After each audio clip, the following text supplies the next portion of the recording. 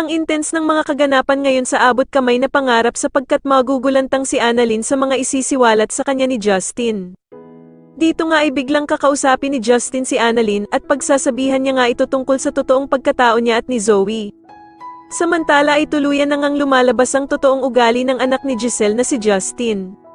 Dahil matapos nga ang naging sagutan nila ng ina niyang si Giselle, ay biglang may tatawagan ito at sasabihin na sana nga daw ay ang ina na lang niya na si Giselle ang nakomatos at hindi ang lolo niyang si Don Pepe.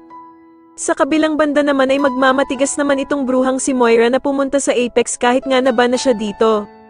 Pero agad naman dadating si Giselle at pagbabawalan niya itong pumasok. Pero sasabihin naman ni Moira na kaya lang naman daw siya pumunta ng Apex ay para abutan ng pagkain ng anak niyang si Zoe.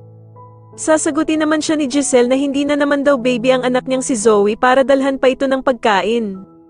At dito nga ay manginginig ang dugo ni Giselle sa sasabihin ni Moira na palibhasa nga daw ay hindi niya ito mararamdaman at mararanasan ang pagiging ina dahil sa pinamigay daw niya ang kanyang anak nung maliit pa ito.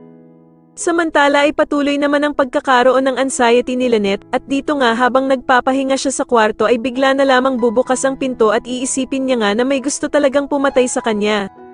Sa kabilang banda naman ay panghihinaan na talaga ng pag-asa itong si Annalyn dahil sa sitwasyon ng Lolo Pepe niya dahil nang makasalubong niya nga si Doc Lyndon ay bigla na lamang siyang mapapayakap dito habang umiiyak.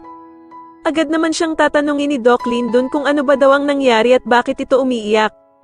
Sa tingin niyo tuluyan na nga kayang namatay si Don Pepe kaya umiiyak si Annalyn at maging kakampi niya nga kaya talaga ang anak ni Giselle na si Justin, mas lalo na nga talagang nagiging exciting ang mga susunod na kaganapan kaya naman ay mas lalo pa nating abangan ang mas lalong gumigandang abot kamay na pangarap. Maraming salamat po sa inyong panonood at sana po ay ma-subscribe niyo ako. Maraming salamat po.